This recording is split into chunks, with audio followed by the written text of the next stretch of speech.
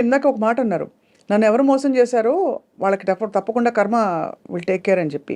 ఎవరు మోసం చేశారు సార్ మిమ్మల్ని? అంటే తెలీదు. Were you able to trace ఎప్పుడైనా? నాకు ఎవరు మోసం చేసినది ఇంకా నాకేంటంటే క్లారిటీ లేదు. అంటున్నారు వాళ్ళు వీళ్ళు అంటున్నారు.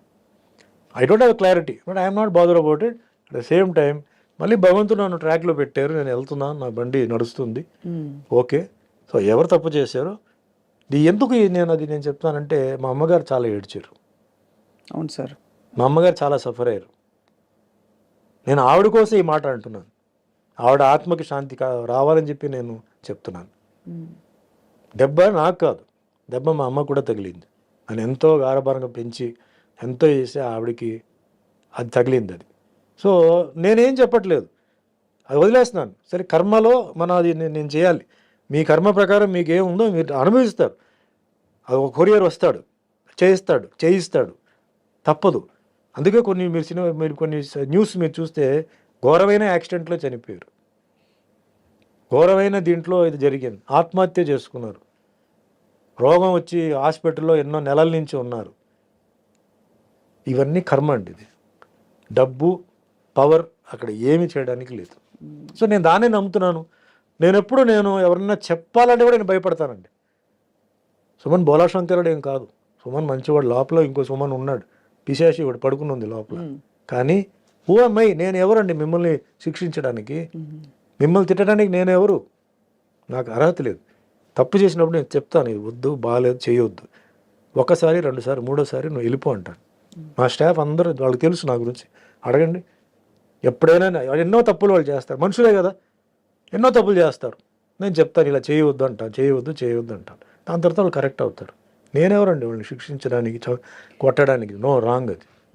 సో ఎవరైతే చేస్తారో ఆ శిక్ష అనుభవించి తీరాల్సిందే.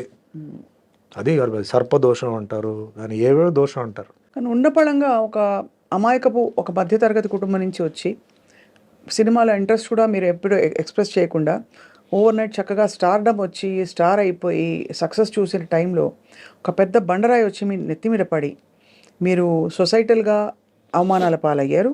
మీ గురించి రకరకాల మాటలు అన్నారు. ఇంట్లో కుటుంబంలో ఇబ్బంది, అమ్మగారికి ఆవిడని చూడలేక మీకు మళ్ళీ ఇబ్బంది. ఎవరితో చెప్పాలి, సంజాయిషి చెప్పాలా, జనానికి చెప్పాలా, ఇవన్నీ ఉంటాయి కదా సార్. ఎలా హ్యాండిల్ చేసుకున్నారు మీరు అలా? భగవంతుడు నమ్ముకున్నాను. My conscience was clear. నేను జైల్లో ఉన్నప్పుడు కూడా మై కాన్షియన్స్ వాజ్ క్లియర్. ఏం జరుగుతుందో అది జరుగుతాయి. Who were your friends sir at that time? మీరు జైల్లో ఉన్నప్పుడు ఎవరు లేరండి. నన్ను డైలీ ఒక సెల్ మార్చేవారు, ఎందుకంటే ఫ్రెండ్షిప్ అవుతుంది చెప్పేసి మార్చేవారు. ఒకే సెల్లో డైలీ పెట్టరు. మొత్తం క్లోజ్ ప్రిజన్ ఉండేది, అక్కడ పెట్టేవారు. క్లోజ్ ప్రిజన్లో చాలామంది పెద్ద పెద్ద మర్డరర్స్ ఉండేవారు. అప్పుడు ఆటో శంకర్ని ఒకటి చాలా ఫేమస్, 7 మంది పెళ్ళాలని గోడలనే ప్లాస్టర్ చేసాడు, కింద సమాధి చేసాడు. వాళ్ళతో పాటు పెట్టారు సార్? అంటే ఆ సెల్లో ఆ వార్డులో ఉన్నాడు. అతను పేరు మర్చిపోయాను. అతను 12 మంది ఫ్యామిలీ మెంబర్స్ని చంపేశాడు. వాడికి ఉరి వేశారు. అంటే క్లోజ్ ప్రిజన్ అది.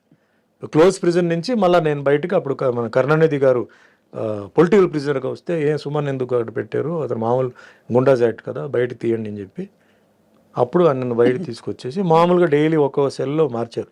అంటే ఒక్కో సెల్లో 3 ఉంటారు, 5 మంది ఉంటారు, 7 మంది ఉంటారండి ఒక్కో సెల్ని బట్టి. సో ఉంటే ఫ్రెండ్లీ అయిపోతాను, నేను ఏదైనా చేస్తానో లేకపోతే వాళ్ళు ఏదైనా నాకు చేస్తారేమో అని చెప్పి వాళ్ళు ఒక్కో నైటే నన్ను బాగా చూసుకున్నారు సార్. కనీసం బ్రహ్మాండంగా చూసుకున్నారండి. ప్రాపర్ ఫుడ్, ఫెంటాస్టిక్ ఫుడ్ అండి. నాకు అసలు ఇది లేదు. అసలు మిగతా ఖైదీలు కూడా నన్ను బ్రహ్మాండంగా చూసుకున్నారు.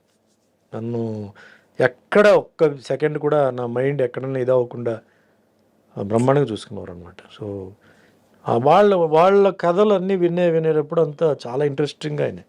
జైల్లో చేసిన ప్రతి ఒక్కరూ అంటే తప్పు చేసిన వాళ్ళు కాదండి. చాలామంది అనవసరంగా లోపలికి వచ్చిన వాళ్ళు ఉన్నారు, కొన్ని పరిస్థితి వల్ల తప్పు చేసిన వాళ్ళు ఉన్నారు, కొన్ని మర్డరర్స్ ఉన్నారు. మర్డరర్స్తో కూడా నక్సలైట్స్ కూడా ఉన్నారు. నా వార్డుకి పక్కనే వెల్లూరు నుంచి 3 నక్సలైట్స్ ఉండేవారు. వాళ్ళు అంటే వాళ్ళది ఎట్లా ఉంటుందంటే డైరెక్ట్ యాక్సెస్ ఉండదు, బట్ వాళ్ళ నుంచి మాట్లాడుతుంటే మన యువతల సైడ్ వాళ్ళ నుంచి మనం మాట్లాడవచ్చు. అప్పుడు సుమన్తో మాట్లాడాలని చెప్తే పిలిస్తే వెళ్తే ఫుడ్ ఎలా ఉంది, మీకు దాల్ అదంతా ఎలా ఉంది అంటే బాగానే ఉంది.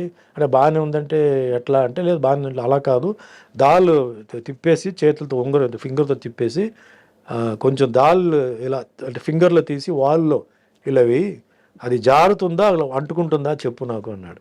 అంటే నెక్స్ట్ డే వస్తే అలా చేశాను అలా నుంచుందండి, జారలేదంటే ఇలాగే ఉండాలి డాల్, మీకు దాల్ జారకూడదు, జారిందంటే నీళ్లు కలిపినట్టు దాంట్లో అని అట్లా అని వాళ్ళతో కూడా కొన్ని విషయాలు. ఎంత ఇంట్రెస్టింగ్ సార్ అది, అంత ఇది ఉండదు. అంటే మీకు ఖైదీలకి ఇల్ ట్రీట్మెంట్ జరగకూడదండి, వాళ్ళకి ఇంత ప్రోటీన్ కార్బోహైడ్రేట్ ఇదంతా ఉంది, లెక్క ఉంది, అది కరెక్ట్గా ఉండాలి.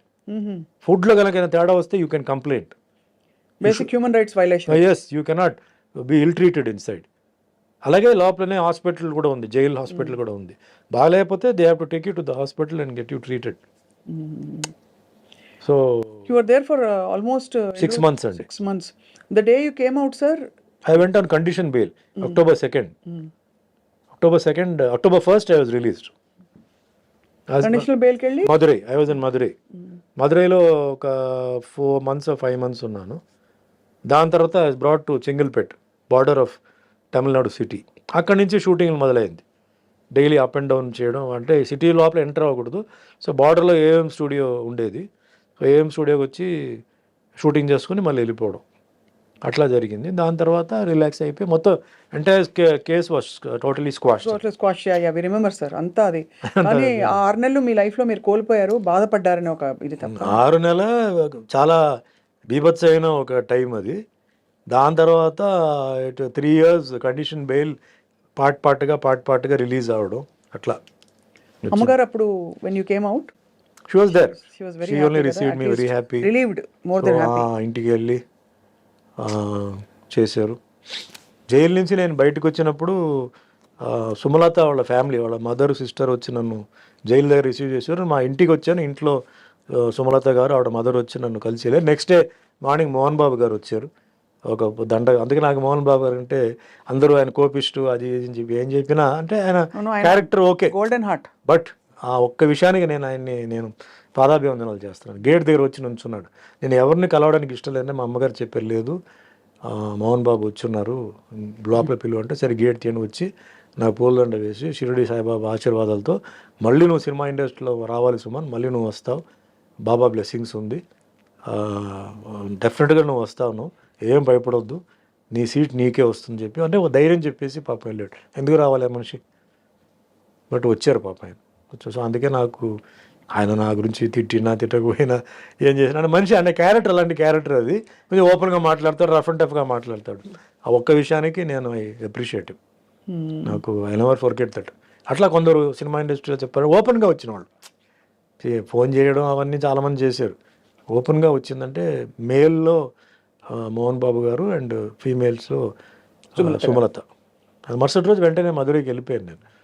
సో అట్లాగే పెళ్ళికి కూడా మోహన్ బాబు గారు ఆయన మార్నింగ్ 5:15 5:30 పెళ్లి మండపానికి వచ్చి 2 చందనం గార్లెండ్స్ ఉన్నాయి, అది తీసుకొచ్చేసి ఇచ్చి, ఇది 2 మీ మెడలో ఉండాలి, నాకు ఫోటో పంపాలి, నాకు లాస్ట్ దాకా తీయకూడదు, నేను ప్రచారానికి వెళ్తానని చెప్పేసి పాపం ఇచ్చి రాణిమేమే హాల్లో చెప్పేసి ఇచ్చి వెళ్ళారు అనమాట.